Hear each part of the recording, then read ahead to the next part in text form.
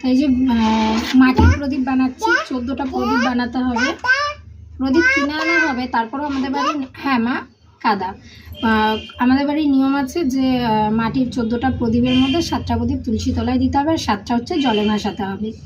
তো তার জন্য প্রদীপ তো কিনে আনাই হবে, কিন্তু ওই নিজের হাতে মাটির প্রদীপ বানানোর একটা আলাদাই মজা, এর জন্যই তাই একটু বানানোর চেষ্টা করছি। সব মামা ধরে না, সব সমান হবেও না আর ঠিকঠাক হবেও না। আমরা তো আর ওই কী বলে, যারা মাটির জিনিস বানায় তাদের জন্য কুমোর বলে না, কুমোর না কুমোর বলে, কুমোর।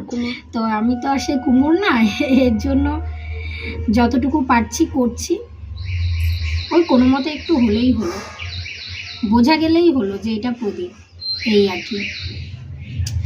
চলো 14টা প্রদীপ বানিয়ে নিই, তারপরে যখন আবার প্রদীপ ধরাবো আর জলে ভাসাতে যাব তখন আবার তোমাদেরকে দেখাবো। কেমন আছো তোমরা সবাই? আশা করি ভালো আছো। সবাইকে জানাই শুভ দীপাবলি। আমি জানি এখন পুজো টুজো শেষ হয়ে নিউ ইয়ারের সবাই আর কি প্রিপারেশান নিচ্ছে, কিন্তু আমি কী করবো বলো, আমি সবসময় একটু লেটেই আমার ভিডিও আপলোড হয়, তো তার জন্য আমি প্রত্যেকবার তোমাদের কাছে ক্ষমা চেয়ে নিচ্ছি। তো যাই হোক, এসব কথা বাদ দাও। তো চলো আজকের ভিডিওটা শুরু করি। আশা করি ভিডিওটা তোমরা সাথে থাকো, ভিডিওটা শেষ অবধি দেখলে তোমাদের খুবই ভালো লাগবে। আর তোমরা তো আছো আমার পাশে, আমি জানি। তো বেশি কথা না বাড়িয়ে চলো শুরু করি। এই দেখো প্রদীপ বানাচ্ছি, তোমাদের তো প্রথমেই বলে দিয়েছি মাটির প্রদীপ বানাচ্ছি। আমাদের বাড়িতে নিয়ম আছে, শ্বশুরবাড়িতে 7টা প্রদীপ তুলসী তলায় আর 7টা প্রদীপ জলে ভাসানোর জন্য। আর এই যে প্রদীপ আমার আর আয়েশির হাতের বানানো, এই প্রদীপগুলোই এখন ধরাবো। আজকে হচ্ছে ভূত চতুর্দশী। আজকের দিন আমার শ্বশুরবাড়িতে প্রদীপ ধরায় না, আমার শাশুড়ি বললো তার শাশুড়ি ধরায়নি, তো তিনি বলেছিলেন এতদিন আমি যতদিন বেঁচেছি আমার নিয়মে চলেছে, এবার তোমাদের যেটা ভালো লাগে তোমরা সেটা করবে। তো আমার শাশুড়ি তারপরেও তার শাশুড়ির কথা মতন এত কিছু মেনে চলেছে, কিন্তু আমারও তো ছোটোবেলা থেকে বাপের বাড়িতে এই মানে ভূত চতুর্দশীর দিনে 14টা প্রদীপ ধরানোর একটা অভ্যাস, আর খুব ভালোও লাগে। সবাই ধরায়, এত ভালো লাগে দেখতে, তা আমি আর আটকে রাখতে পারলাম না নিজেকে। মা বলল তোমরা ধরাও, ধরালে ধরাও, আমার শাশুড়ি মাও সেই একই কথা বলল।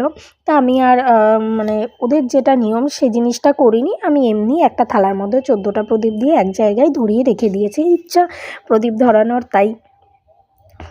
কেমন লাগছে আর মাটির প্রদীপগুলো তোমরা জানিও।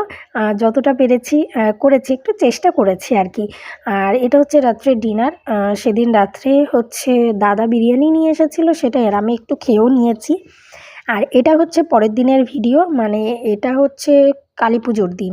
তো এই দিন ওই যে আগেই বলেছিলাম 14টা প্রদীপের মধ্যে 7টা তুলসী তলায় আর 7টা জলে ভাসানোর জন্য। তো সেটাই এখন তুলসী তলায় আগে দিয়ে মা তুলসীকে প্রণাম করে তারপরে যাব জলে ভাসাতে।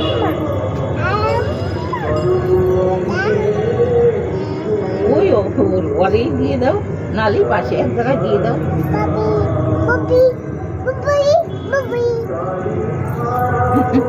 ওই দেখো, ওই দেখো, ওই দেখো, ওই দেখো, ওই দেখো, এই দেখো।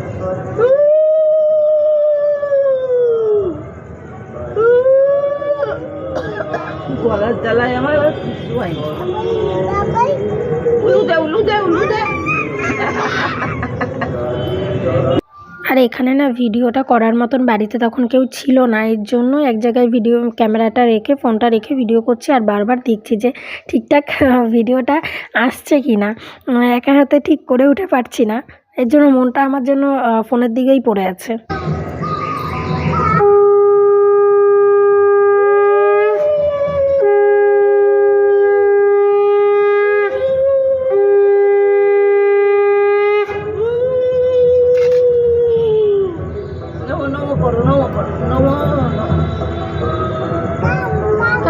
চলো চলো, পিঁপড়ে কামড়াইছে পায়ে, পিঁপড়ে, এ বাবা, ঠিকই, চল চল চল চল, এ বাবা পিঁপড়ে, পিঁপড়ে।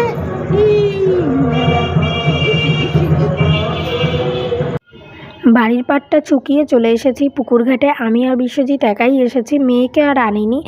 আর এখানে এসে দেখি অলরেডি অনেকেই মানে ঘাটে বেশ খানিকটা ভিড় হয়েও গেছে। তো আর এই যে বাচ্চা মেয়েটাকে দেখছো, একে দেখে না মেয়েটার কথা খুব মনে পড়ছিল, যে ও আসলে পরেও হয়তো খুব আনন্দ পেত, খুব ভালো লাগতো ওরও। তো যাই হোক, সামনের বছর হবে, কারণ এবছর এত কিছু নিয়ে ওকে গাড়িতে নিয়ে কী করে বসবো, একটু ভয় ভয় লাগছিলো, এর জন্য আর ওকে আনিনি। আর এই যে কলার যে নৌকাটা, এটা আমার শাশুড়ি মা বানিয়েছে, এখনও কি সুন্দর হাতের কাজ, তাই না? তো যাই হোক, প্রদীপটা এবার ধরাচ্ছে ও। প্রদীপ, ধূপকাঠি, মোমবাতি দিয়ে জলে ভাসাতে হবে, দিয়ে আর কি, এই যে কি সুন্দর লাগছে না? যাই হোক, এতক্ষণ ধরে ক্যামেরা করলাম, ওর জলে ভাসানোর মুহূর্তটাই ক্যামেরা বন্দি করতে পারলাম না, আর কি করা যাবে। তো যাই, এই যে একটু জল টল মাথায় দিয়ে আমরা ওখান থেকে বেরিয়ে আসলাম। তারপরে ও গেল একটু বাজারের দিকে, আর আমি আর মেয়ে, ওই যে বললাম বাড়িতে তেমন কেউ নেই, মানে তেমন কেউ বলতে কি, বাড়িতে কেউই নেই এখন, শুধু শাশুড়ি মা আছে, তাই আমি আর মেয়ে একটু এই মোমবাতিগুলো ধরাচ্ছিলাম। আজকে তো কালী পুজো, কালী পুজোয় তো মোমবাতি ধরাতে হয়, তো এইগুলো না ভালো লাগে, কিন্তু না ঠিক আমার বাপের বাড়ির মতন না অনুভূতিটা হয় না। ওখানে যেমন চারিদিকে ঘুটঘুটে অন্ধকার, আর তার মধ্যে এরকম বাড়িতে প্রদীপ মোমবাতি ধরে, মানে সেই দৃশ্য একটা আলাদাই অপূর্ব সুন্দর দৃশ্য। তোমাদের যদি সামনের বছর যাই, তোমাদেরকে আমি দেখাবো, তোমাদেরকে দেখানোর চেষ্টা করব। তো যে কী যে ভালো লাগে, এই বাড়িতে যখনই এরকম প্রদীপ মোমবাতি ধরাই না, আমার বাপের বাড়ির কথা খুব মনে পড়ে, যে এখানেও ভালো লাগে ঠিকই, কিন্তু ওই বাড়ির মতন না ঠিক অতটাও ভালো লাগে না, যেহেতু এদিকে আগের থেকেই চারিদিকে আলো থাকে, আর আমাদের বাড়িটা তো একদম রাস্তার পরেই, এর জন্য তো আরোই সেরকম একটা বোঝা যায় না। তো এরপরে এই যে আমি আর মেয়ে একটু বাজি ফাটাচ্ছিলাম, এটা কিন্তু মেয়ের ফার্স্ট টাইম বাজি ফাটানো, কিন্তু ও ভয় পাচ্ছিল না, প্রথমে একটু একটু পাচ্ছিল, তারপরে ওই যে ওর হাতটা আমি জোর করে ধরে রেখেছি। তো যাই হোক, এদিকে বাড়ির মোমবাতি ধরানো, বাজি ফাটানো, এইসবের পর্ব চুকিয়ে চলে এসেছিলাম, একটু ঠাকুর দেখতে বেরিয়েছিলাম। আর এই যে ঠাকুরটা দেখছো, এটা কিন্তু আমাদেরই এক রিলেটিভস, মানে আমাদের বাড়ির সামনেই বাড়ি, ওই কাকাদের বাড়ি এবছর কালী পুজো হয়েছিল, সেই মায়ের প্রতিমা, ওটা খুব সুন্দর দেখতে হয়েছে, অপূর্ব সুন্দর লাগছে। আর এই যে বেরিয়েছিলাম তারপরে ঠাকুর দেখতে, আর ওই যে প্যান্ডেলটা দেখলে, ওটা হচ্ছে দেশবন্ধু পার্কের প্যান্ডেল, খুবই সুন্দর হয়েছিল দেখতে। আমাদের হাবড়ার কালী পুজো প্রত্যেকবারই খুবই ভালো হয়, আর শ্রীপুরের ভেতরে তো আরোই ভালো হয়। আর এই যে কিছুই কি না খেয়ে যাব, এখানে দুটো আইসক্রিম ট্রাই করলাম, খুব সুন্দর খেতে হয়েছিল। আর তারপরে আমি ভাবলাম একটু ফায়ার পান খাবো, মানে আর কি কখনো খাইনি, দেখেছি, তো খাওয়ার একটু ইচ্ছা হলো। তো ভিডিওটা এখন আর দিলাম না, ভিডিওটা আমি এই ভিডিওর শেষে দিয়ে দেবো। তারপরে আর আজকে আর তেমন কোথাও ঘুরিনি, ওখান থেকে দেখে চলে এসেছিলাম, যেহেতু একটু দেরি হয়ে গেছিলো, বেরোতে বেরোতে নো এন্ট্রি করে দিচ্ছিলো, এর জন্য আর বেরোয়নি কোথাও। তো এটা হচ্ছে ওই যে কাকাদের বাড়ির পুজোর হলো, সেই পুজোর প্রসাদ, খিচুড়ি, আলুর দম আর পায়েস, এটাই সব একটু একটু করে এখন খাওয়া দাওয়া হলো। তারপরে রাত্রে এই যে ডিনার হয়েছিল রুটি, আর তার সাথেই চিকেনের আইটেমটা, এটা রাজনন্দিনীর থেকে আনা হয়েছিল, কোনো একটা বাটার চিকেন মশলা বা এই ধরনের কিছু একটা হবে, বেশ ভালোই ছিল খেতে। আর এটা হচ্ছে তার পরের দিনের ভিডিও, মানে কালী পুজোর পরের দিনের ভিডিও। এটা হচ্ছে যে কাকাদের বাড়িতে এখন ধুনুচি নাচ হচ্ছে সন্ধ্যা আরতি হওয়ার পরেই, তো এটাই দেখছিলাম। উজ্জ্বলদার নাচটা কিন্তু খুবই ভালো, ধুনুচি নাচটা, তো তোমরা দেখো, আশা করি তোমাদেরও ভালো লাগবে।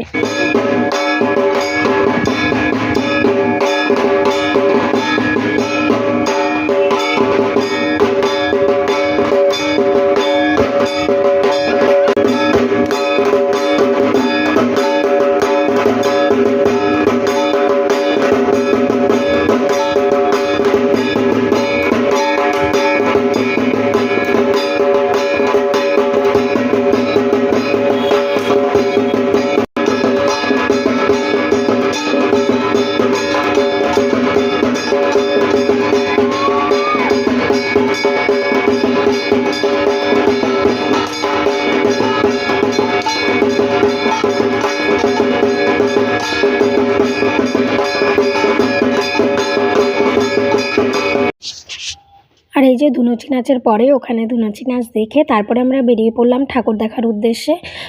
এটা হচ্ছে শ্রীপুরের ভেতরেরই ঠাকুরগুলো ভালোই হয়েছে, প্যান্ডেলগুলোও খুব সুন্দর হয়েছে, প্রত্যেকবারই ভালো হয়।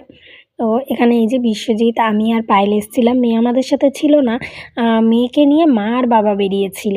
তো বেশিক্ষণ আর যেতে পারিনি, কিছুক্ষণ কাটানোর পরেই যখনই একটু একটু করে ভিড় হওয়া শুরু করলো তখনই মেয়ে তো খুব চিৎকার, আমাকে খুঁজছে, ফোন করলো। তারপরে আমাদের আর কোথাও ঘোরা হলো না। তারপরে আবার আমরা গিয়ে মা বাবার সাথে জয়েন হয়ে গেলাম। এই যে এটাও কিন্তু শ্রীপুরের ভেতরেরই একটা ঠাকুর, একটা প্যান্ডেল। এটাও মোটামুটি খারাপ হয়নি, তবে হ্যাঁ এটা আমার ততটাও ভালো লাগেনি। কিন্তু ফার্স্ট যে প্যান্ডেলটা তোমাদের দেখালাম, মানে এই শ্রীপুরের ভেতরে এই প্যান্ডেলের আগে, ওটা খুব ভালো লেগেছিল। তো যাই হোক, ভিডিওটা আজকের মতন এখানেই শেষ করছি। তোমাদের ভালো লাগলে অবশ্যই আমার সাথে থেকো। দেখা হবে আবার নতুন কোনো এক ভিডিওতে। ততক্ষণের জন্য সবাই ভালো থেকো, সুস্থ থেকো, আর এইভাবেই আমার পাশে থেকো। আর এই যে সেই ফায়ার পান খাওয়ার দৃশ্য, যেটা দেখে আমার প্রথম খুবই ভয় লেগেছিল, কিন্তু না, পানের টেস্টটা না একদম বিচ্ছিরি ছিল, একদম ভালো লাগেনি। তো আমি তারপরেই একদম পিচ ফেলে দিয়েছিলাম পান খেয়ে। তো যাই হোক, আজকের মতন সবাই টাটা, বাই বাই। দেখা হবে আবার নতুন কোনো ভিডিওয়ে।